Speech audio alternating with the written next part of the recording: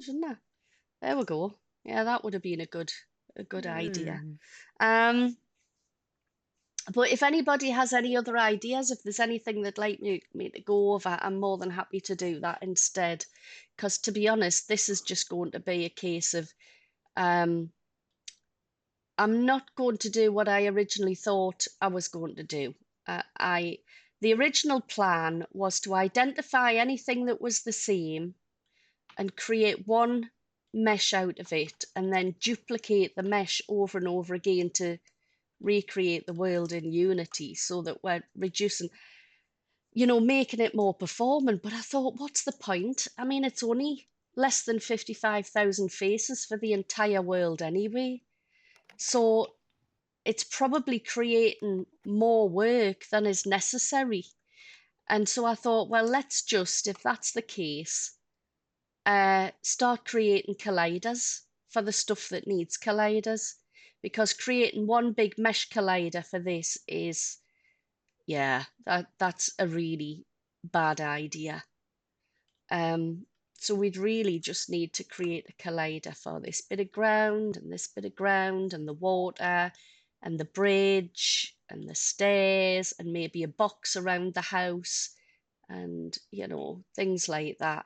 And I think the best way to do that would be to create it in Blender and export them and just have an empty parent with all the colliders underneath that parent.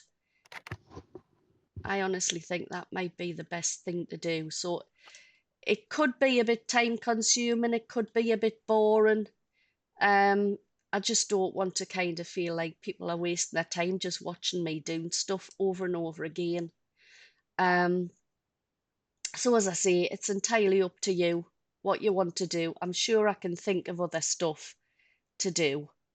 Um, there's loads of other ideas I have. Well, there were loads of other ideas I have, just I can't think of any right now. Um, there's Mm. I mean tips and tricks, even short snippets of stuff I'm happy to go over. Because there's quite a few bits and bobs that you can do.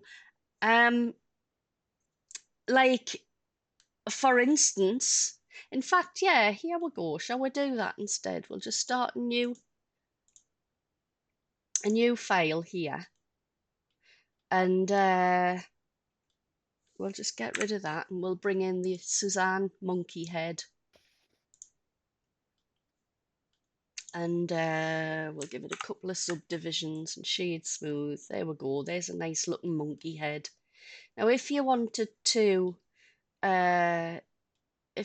to scale this, normally, in most cases, you would either use the scale button here, and then you can use the ring around it to do an overall scale, or you can use the little handles on the axes to scale it per axis. Uh, or you can use the S key, S for scale, obviously, and you can scale it up and down. You can constrain it to an axis, such as X, just hit X. Tell you what I haven't got on either is my screencast keys, so you can see what I'm doing. So scale, X, or Z, or you can scale it on two axes and only like miss one of them out. So if I want to scale it on the X and Y but not the Z, I hit Shift and Z to say not Z, and then I can scale it that way. So those would be the normal ways of scaling an object. But some people don't know that there's another handy dandy little thing here. If you um, hover over this button and then hold your left mouse button down, you'll see there's another option called Scale Cage. And I don't Huh. know if you can alter that. I don't think you can. Not like you can with a lattice. But with Scale Cage, you can grab any one of these handles and scale it. So you could grab this corner and scale it that way. And you'll see when you scale it that the origin point is still in the center of the monkey, but it's no longer at the center of the world. So it's actually moving your object as well when you grab a handle. Or you could grab one of these faces, scale it that way. You could grab one of these handles on an edge and scale it that way. Yeah, any of these works. Now that's scaling it on, what's it scaling it on? The X and the Z, but not the Y. Like dragging that one. So we've got a bit of a flat monkey head now. So yeah, that's using scale cage, and some people might find that useful. Lisa, I have a question when you have time. Yeah, of course. If you want to have like a local sound effect in an area or something like that. Ooh, now then, there's something I honestly don't know about, a local sound effect. So you're wanting a sound effect that only plays for the person. Now do you mean this? Do you mean like an action sound effect, or do you mean like a zone, like a zone?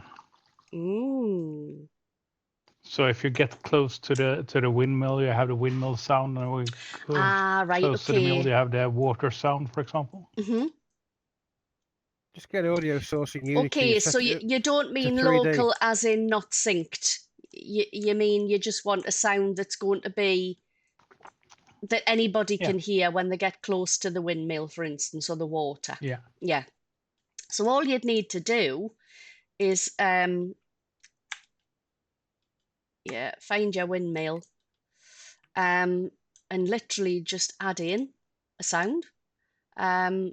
Audio source. You would plug in your clip in here, but your actual audio source, you've then got to, well, you'd need to change it to spatial blend from 2D to 3D first of all. And normally I would change the fall off to either linear or custom. When I use custom, I tend to just change this when it decides it's going to allow me to. Usually it gives you handles. Why isn't it giving me handles? That's not what I wanted either. Clamped auto flavor. Both tangents. Yeah, we'll try. No, that's never mind. I can't remember how I did it, but yeah, logarithmic or linear. I would normally start with linear, and then you can adjust it as need be. But yeah, distance, you can literally just drag out one of these little handles to adjust the distance. You can adjust the height, so maybe you just want like a dome that you walk into. And yeah, you just drag it out as far as you want it to be. And once you're outside of this dome, you'll no longer hear the sound. So you walk into it and it starts off quiet and gets louder the closer you get to the windmill. Actually, that's your min and max. You want your max distance to be a lot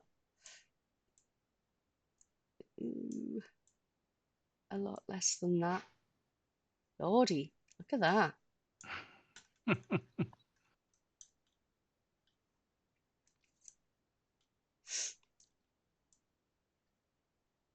There we go. That's more like it. So yeah, you've got your min and max distances. But yeah, that's all you would do. And you would have your windmill sound plugged into this audio clip here. If you didn't want it to play on a wake, so it's always playing in the background, obviously you could have a trigger. You could have a trigger collider, so when you walk to a certain distance, it will actually turn this on. So you would turn off play on awake, and you could have it just play the audio clip, or start to play a looped audio clip as you entered the trigger. And you could have it disappear as you left the trigger. That way you could have lots and lots and lots of audio clips in a place, which only play as you need them, and it's not having to load them all in and start playing in the background, all of them. So the bigger your world, the more scope you've got that way. With this bit, with the water wheel, you do the same thing. You just add another. With that, it's easy. You can just press F to zoom in on it, and then you know that your audio source is going to be in the right place. So, I don't know, 10 to 50, maybe, something like that. Maybe that's a bit much. Oh, maybe it should have been about 5 to 10. Lordy, this world's smaller than I thought it was. I brought in a Ready Player Me armature thing earlier on to see if it was actually the right scale, and it looks fine, to be honest. So it's just me's not very good with meters, because Unity works in meters. I'm a bit old school. I tend to work better in feet and inches. But yeah, that's all you do. Just add in your audio sources wherever you want to be.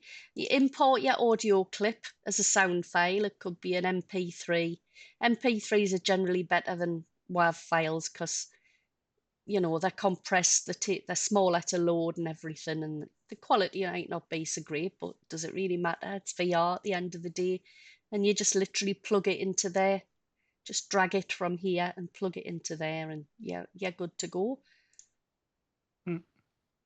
Just make sure to turn your spatial blend always up to 3D. If you forget and you leave it on 2D, you'll hear it at the same volume anywhere you are in the world. So turn it to 3D, and then it'll be distance affected. Thank you, Lisa. No problem.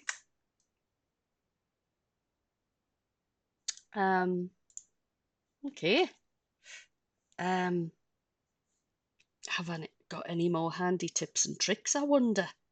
I'm sure I have, but I think we've covered the simple deform thing, haven't we? We covered origin points ages ago, right at the beginning. I mean, if you want me to go into origin points again just to clear it up, I'm happy to. I know some people are a little bit confused. Sure. So basically, our origin point is the point at which any transforms you apply to an object are always in relation to that point. So whenever we scale the object up, it's scaling it from that point there. If we rotate the object, it rotates it around the origin point. And if we were to export this, let's just take the let's just take the subdivision surface off, so we're still working with a low poly version. If we were to export this, I'm just going to export FBX, and we'll export it into call it Suzanne.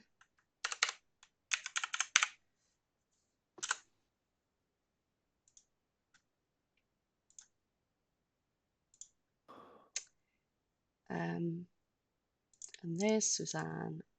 Bring her into there. You'll see the very center where the axes are shown is actually the origin point in Blender. And so anything that we do to the object, if we were to rotate it in here even, it would be exactly the same. It would rotate around that origin point. Now, if I was to move the origin point, and I can do that by, for instance, selecting a vertex on the EFC, and the correct way to do it without having any plugins would be to move your cursor to the vertex, and then you would right click and you'd say set origin to 3D cursor. So now the little orange dot, I'll just move the cursor back to the world origin so it's not in the way. That little orange dot is on that vertex there on the ear. So if I then was to export it again and go back into Unity, you can see that the axes are now on the ear. And if I was to rotate it, it's going to rotate it around that point there. And that's a really handy thing to do if you ever want to do any animations where something's spinning, or you've got a door. Maybe you've got a door that it's not necessarily meant to be interactable, so you don't need to have a hinge joint. You don't need to apply any Unity physics to it.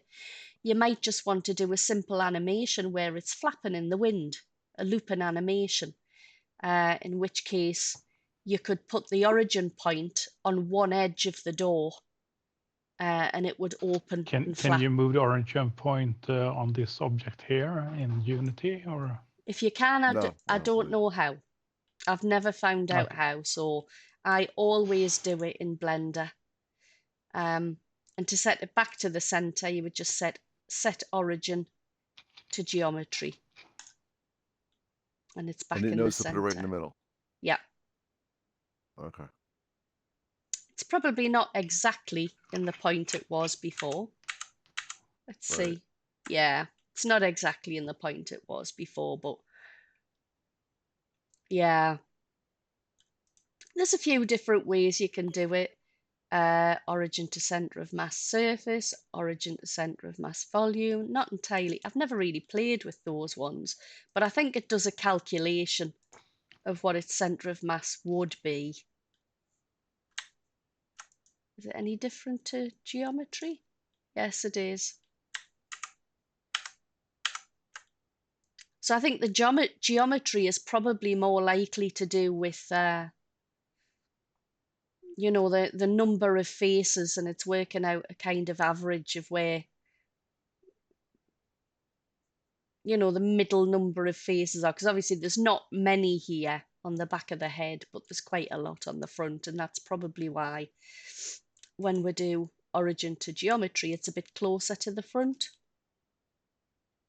But yeah, different ways of doing it. I never use any of the other ones. I've never ever used these two. I've only ever used these three here. And if you have, I think it's Bagapie modifier, the free version installed. That's the one where if you do Shift and S, it'll actually allow you to just move move the origin. There, it says you can move the origin to the vertex, and it saves you haven't actually moved the cursor and then reset the origin that way. Just removes a step and makes it a bit quicker. And let's face it, Blender's all about speed. That's why there's so many hotkeys, is to make it quick and efficient to do what you need to do.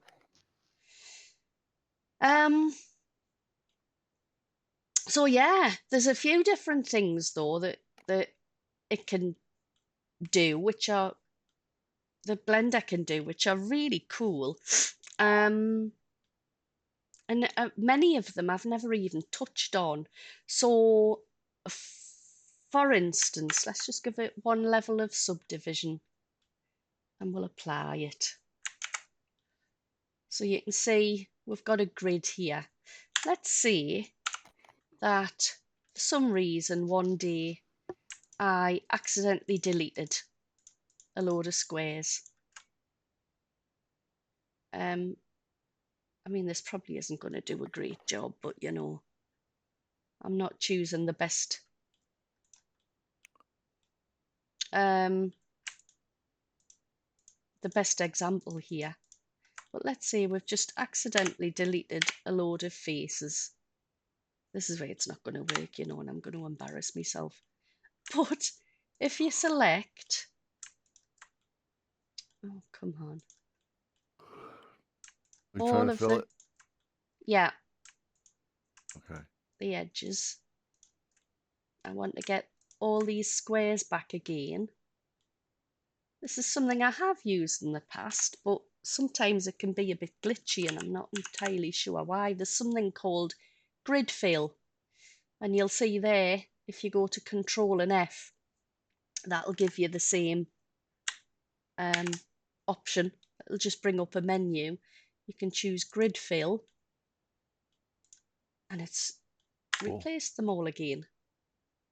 So that's quite nice. That's a good way of doing stuff. Sometimes if you, like another thing you can do, I don't know if anybody's ever noticed, but if you ever bring in a cylinder, and you want to do a subdivision again. Let's say we're going to just change this down to say 12 sides, but then you want to subdivide it a bit, and you see you get all this weird thing at the top. Even if you use simple, it can still be a bit odd. You might decide you do want it rounded, but you still want a flat top, and you could go into edit mode and you could, you know, do a loop cut and bring it up to kind of flatten that out a bit, but you still get all this weird stuff on the top. Now you have a drum. Now you have it a looks like a drum, drum. yeah. But yeah, one of the things you can do is, instead of having a flat face here, which the subdivision is just going to split it up into like a fan, so you get all these weird shapes here. What you could do is, we'll just hide that a second so we can see what we're doing properly, is you can delete that face. I wonder if this is going to work with 12. Oh, and then subdivide it after the And fact? then do a grid back? fill. Yeah. Oh. And you can see it split it up. Oh. And then do your subdivision, and you get a much nicer finish. You get proper squares instead of the weird fan effect, which just makes your What if you got end rid, just didn't put the result. face back? If we deleted the face entirely. And then did the subdivide, yeah. Mm-hmm. And then brought the face back afterwards. Well, it makes no difference, because the subdivision is just a it's just a modifier, and all I was doing was turning off visibility there. It wasn't Right, but turning then off the once you've done it, calculations. right. But if you now fill the top, it'll make after you've absolutely done no that, difference. It'll still work. it'll still subdivide it. Yeah, because this is just this is a modifier. It's not changing your geometry. It's Oh, but nothing didn't you has have to apply it, changed. and then it wouldn't? Yeah, but if you applied it, then it would. Yes, if I Then you couldn't applied fill it it, right? first, then Yeah, it would. yeah. Then you could. It could cause problems. I mean, we can try it. If we take that and then apply the subdivision. Now, of course, we've got a lot more geometry we'll have to work with, but we can still try a grid fill. Oh, it did. Okay, cool. Yeah, but we've now got a grid of many weirdness. Yeah. Yes. So in that instance, you're probably better just using an end gun. But if you're working with modifiers, it's always a good idea to not apply your modifiers unless you absolutely have to, because that is a very non-destructive way of working. It's not making any permanent changes to your mesh. And even if, like for instance, let's just go here and we'll get rid of Suzanne. We don't need her. I haven't applied this modifier,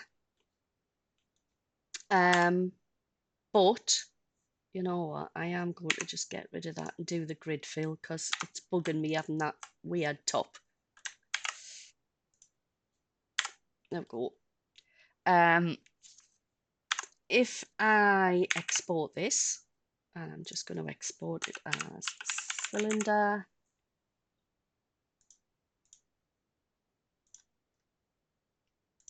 And bring it into the scene, you'll see that it has applied the modifier as part of the export process. So you don't need to apply it in Blender before you export it. It will automatically apply all of your modifiers for you.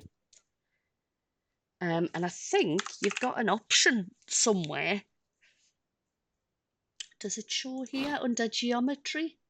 There we go, apply modifiers. You could untick it, but if you leave that ticked, it means you don't have to do any of the applying. And it means you can still change these settings. You might want to increase or decrease the levels of subdivision. Or you might want to use some of these advanced settings, or you might want to change it to simple instead of Catmull Clark. Lots of things you might want to do. You might want to apply other modifiers which get done before the subdivision. So sometimes modifiers have to be done in a certain order as well to get the same results. So yeah, always a good idea. Don't apply your modifiers. Not only will it be more performant in Blender on your PC, but it just makes it easier to make changes afterwards, should you need to.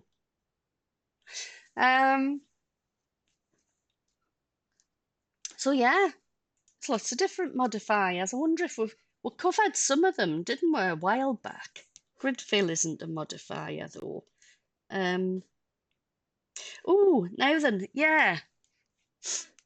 I don't know if I covered this before, but it is extremely useful, and I definitely think it's worth practicing, learning about.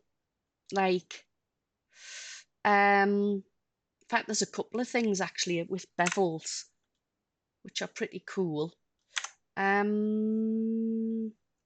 Let's just subdivide that, and we'll take one of these faces and we'll extrude it out. So we've got a kind of an L-shaped thing. And let's say that we want to take that face and that face. So all of these edges we want to bevel. We can press Ctrl and B and bevel them and scroll up. And that's kind of okay, but all of this stretched, pinched geometry here is going to cause some horrible shading issues, more than likely. Even if we were to auto smooth, you see we've got this weird pinching there. And there's lots of different options down here. I can't see because of this thing here though. Does that move? I can't even move this. Damn. But under here, you've got mitre outer and mitre inner. And this outer one, you can change this from sharp to patch, perhaps. And that'll give you a nice, that's nice geometry, that's pretty good. Or you could use arc, that gives you a nice curve. And 9 times out of 10, it's better than sharp anyway. I always recommend have a play with these. What's that menu you brought up? It's just whenever you do a bevel or do many actions, you will automatically then get a menu. It's usually minimized down at the bottom here. Always have a look and see if there's a little menu pops up that you can change. And then you can just have a play with those settings, which will just give you a nice, much nicer finish. You see, we haven't got any of that weird stretching now, where it's smoothed. Another thing you can do if you don't want to, because this is what I call destructive editing. You're doing it in edit mode to the actual mesh in real time. There is actually a bevel modifier, but it applies it to all the edges, whether you like it or not, but you do have some control. So if I increase this a bit like it was before, and it's currently working off angle, so anything up to 30 degree, no, anything up to a 30-degree angle, I think doesn't get beveled, and anything over 30 degrees does. Well, this is all 90 degrees on this shape. So you can play around with that, but my preferred method is, I'm trying to remember how to do this. Up here under active tool, which is usually the second one down, you go into edit mode. No, it's not. It's under item when you're in edit mode. So it changes from transform to these bits here. And you've got vertices and edges, mean bevel weight. So you can change this to weight, and then you can select edges and increase your mean bevel weight, and it'll only bevel that edge. You could do that one and that one. And you've still got this weird arc thing. If you go to profile, geometry, miter, outer, arc instead of sharp. And you can just literally select the edges you want to bevel as you go on. And again, when you can see the edges that I'm working on, this is the original unmodified mesh. And the only thing that's making it look like it's beveled is the modifier, which we know now we don't have to apply if we don't want to. And yeah, do shade auto smooth, and we've still got, it's a little bit wonky there, but that's probably because I didn't apply as many things to it. And hang on, let's see, if I change the normals, we'll increase that to, ooh, still got a bit of weird shading going on there, haven't we? Normally I would just increase that just until it picks stuff up, but I don't know if you can see that there's a weird shading issue that's kind of going off at an angle a little bit. And honestly, I think that's just an issue with a modifier. It's probably because I'm currently using version 3.4 of Blender and we're now on version 4.2. I'm sure a lot of these issues with the modifiers have been fixed. We could try it. Shall we open 4.2 and see what it's like?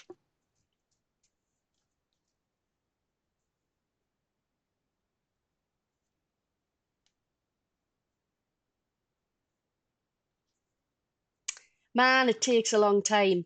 And the reason is because I happen to have Hardops and Box Cutter installed in this version of Blender. And they're big modifiers and they take a long time to load. Let's just minimize that. Right. So,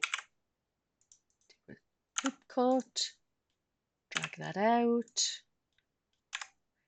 Apply. This is one of the things I hate about version 4 and up. It's the fact that you now have a different way of finding your modifiers. You've kind of got to know where they are. And if you don't, it's got to be under deform. No, it's not under deform. Normals, physics, come on. Search, bevel, generate. I mean, honestly, generate. So changing that to weight, we'll give it about 5. Geometry, arc. Let's go in and just select a few edges.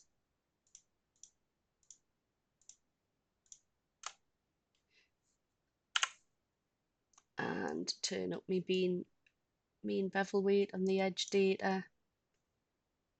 Increase the amount a bit.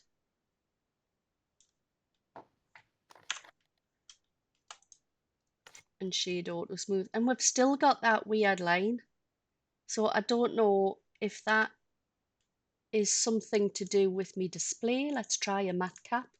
Matte caps are usually good for looking for errors and issues. If you find a nice shiny one, it'll really show up any problems, and yeah, it's still there. So yeah, modifiers aren't always the best thing to use. I honestly don't usually use the bevel modifier and the mean bevel weight thing. More often than not, I just do it in the actual geometry itself. Use my mouse wheel to scroll up, change it down here to arc, and I'm done. And that does me.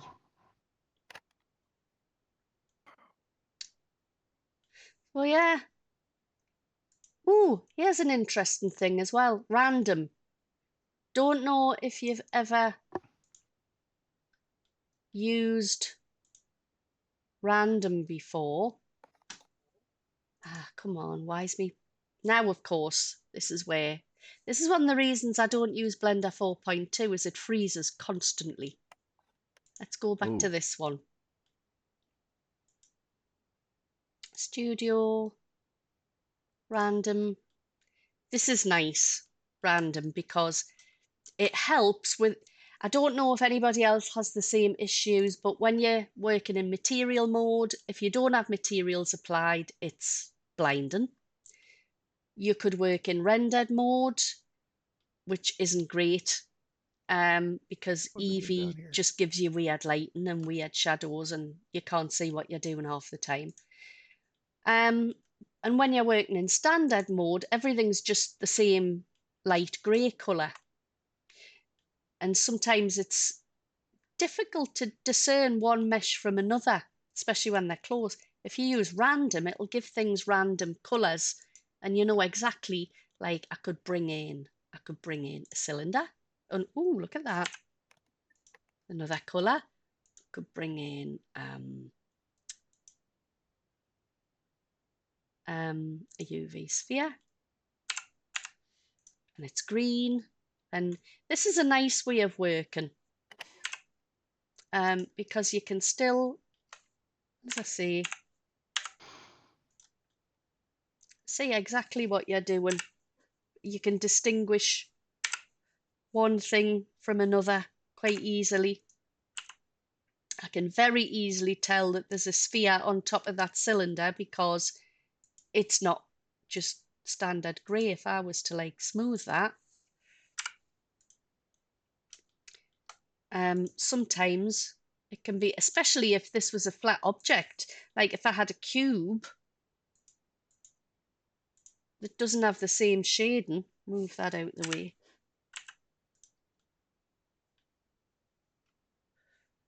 Where's it gone?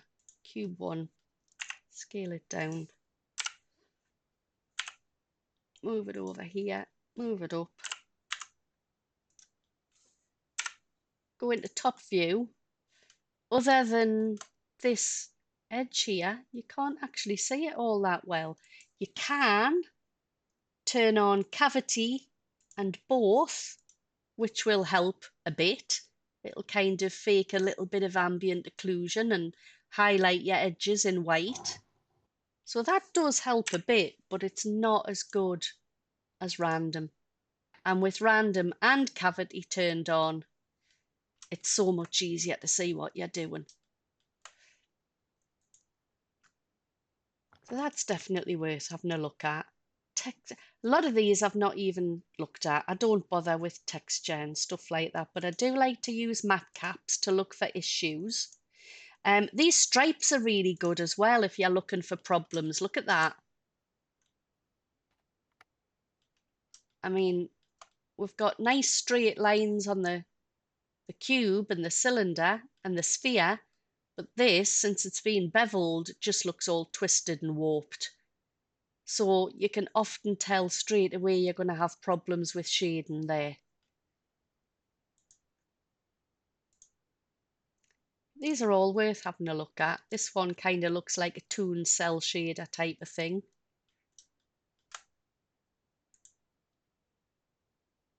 But they're not materials, they're just for the viewport. It's not something you can export with your object. Too bad. Yeah, there are shaders. There are shaders for like toon effects, cell shading and stuff. You can get amplify shaders, plenty free ones, I would imagine, and I'm sure there'll be. In fact, I know for a fact that there are tutorials on YouTube on how to do it. Even if it's shader graph tutorials, shader graph tutorials aren't that hard to follow along and recreate in Amplify a lot of the time because many of the nodes are the same. But I do believe Shane was mentioning one week at the Spacemakers event that they're looking into supporting shader graph. And I think one of the reasons they're doing that, one of the reasons they've upgraded or are upgrading their version of Unity is because prior, like the version that we're on now, only universal render pipeline can be used with shader graph, not the standard pipeline. But I think, which is one of the reasons, as I say, they've had to upgrade their version of Unity so that they can use shader graph. As I understand it anyway, I may be wrong about that, don't take my word as gospel, but I'm pretty sure that's the case. Which will be nice because shader graph's free, it's built into Unity, you just install it like you would any other module, literally just under Window, Package Manager, look for it when you get the right version of Unity, and it'll just work. One of the downsides of shader graph is it's not a universal, it doesn't make universal shaders.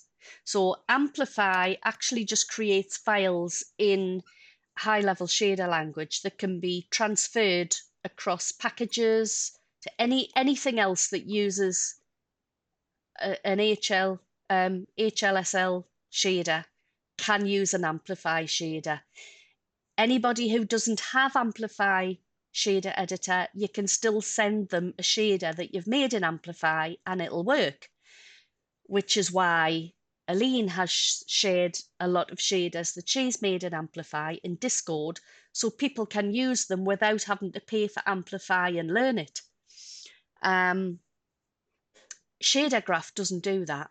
Shader graph doesn't actually create a true shader in HLSL. It actually creates a kind of a shader graph program file, if that's the right terminology.